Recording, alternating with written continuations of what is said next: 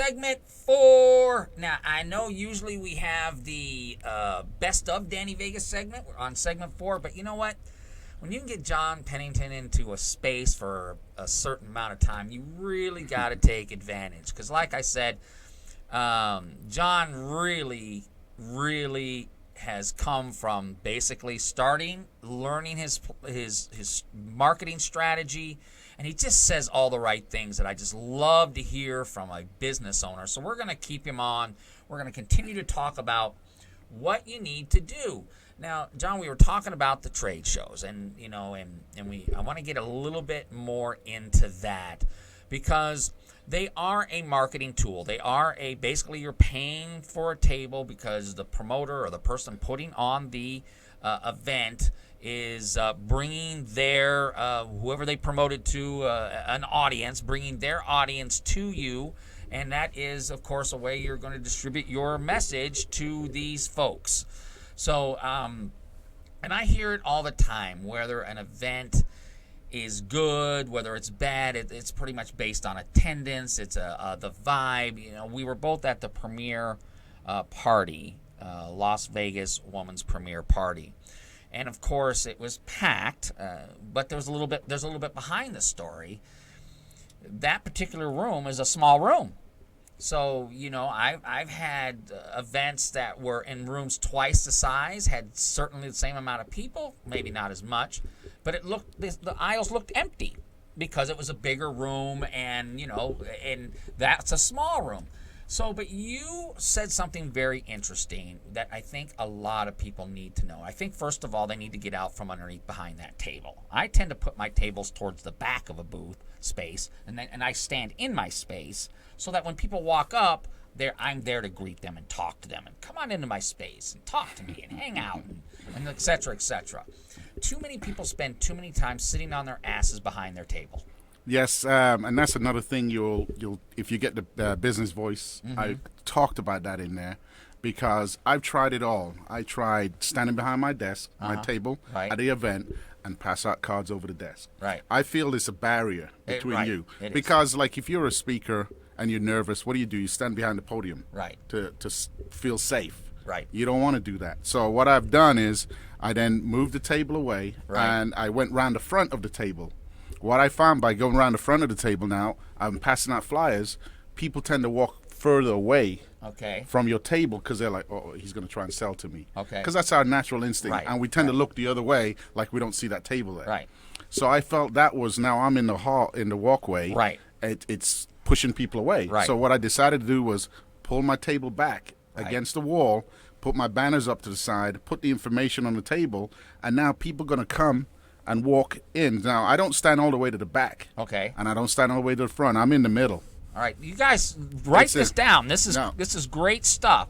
So you tried, and a lot of people will do that. Okay, I'm not going to be behind my table. I'm going to get out in front. But really, okay, they get out into the hallway where people are walking, and it's almost like now you're restricting the flow of traffic. And people notice that, and they tend to, what do you tend to do when you drive and there's a pylon in the middle of the street? What do? Yeah. You drive around it. You go into the other lane. Same thing. So what John has done, he's pushed that table all the way to the back and made it to where now he doesn't stand out in front. He stands right in the middle, and he's engaging, and people come in. And since they've spent years of marketing and branding, they see you, and what do? They have to stop in and say hello. They stop in, yeah, because now they've come into my zone, my space. Now they're going to ask me a question. I didn't go out and pull them in. They walked in to get information, and then I go into my 30-second elevator speech. That's right. That you need to have when you're at an event to get the person to stop for a second and listen to you. I'm not selling them. I'm telling them about my product, where we're located, who we are, and what we do.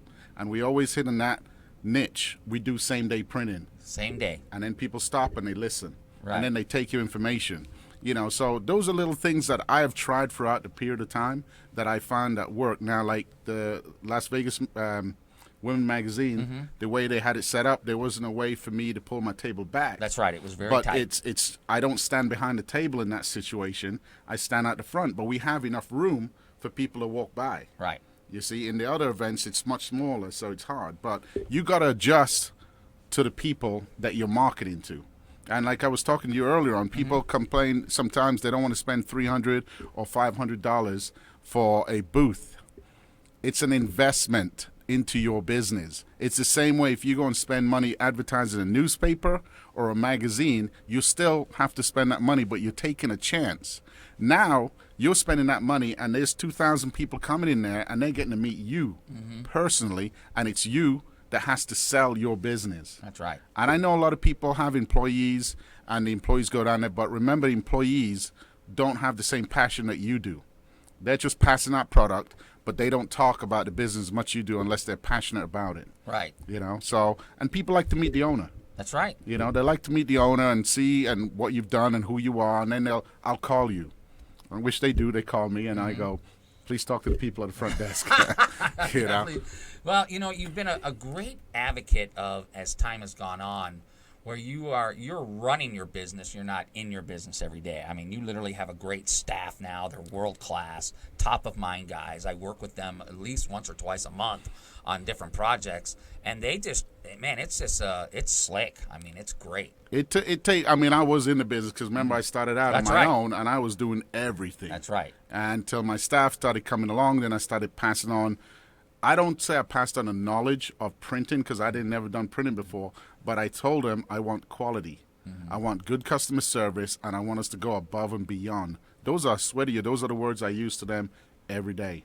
And these guys and girls that I have there now go above and beyond. I mean, the new girls that have come in, I spend a week with them. I said, this week we're spending time on detail. That's right. I don't want to miss anything to go out here without it being checked and checked and checked. And if I catch it, you do it again. And they reprint it. They have to. And now they see where my level is. So you have to train them. You have to invest in your staff. Because I heard a business owner said to me, it's not my job to train them. They're supposed to come and know what they're doing. No, they don't, because they can't see your vision. They don't know your quality. And that's what you have to do. You have to train them to understand the quality that you're looking for. Do you sense that you've, over time, built a culture now? That's the culture of your place. I mean, hey, if you're going to work here, it's A game all the time. All the time. They know that every day. I mean, right now I pull up. They know I watch them. Okay, I have a camera on my phone. I pull it up and I watch and I said, "Hey Jimmy, can you get to get that going, the poster, whatever they're doing?" And they know I'm watching, but I want them to be on their game every day, because if the customer don't have their jobs ready, they call me. That's right. And I'm the one who deal with it. And I'm not at the shop, and I'm like, okay, I'll take care of it. I don't know what it is. So I have to be on them all the time to make sure that energy wasted. And you can't. The machine has to be running every minute of the day so that customers get what they need. Well, like I always say, John, when someone gives you their money, that's everything is your problem when they give you money. Because like someone told me a long time ago, you got to do an A game because they're giving you their A game money.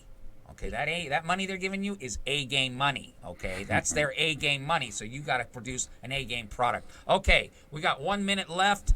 John Pennington, you are going to London on vacation. We want to send you off and have a great time and stay safe over there and get back here and let's kick some ass in 2016. Yes, we are. 2016, we're ready for it. Yep, we got a lot of things. Next time you come on the show, because you got a new biz going on, we didn't even get into it. Yeah. We're going to talk about that in January when you come back. This is Danny Vegas with John Pennington of AA Printing. We'll see you next week.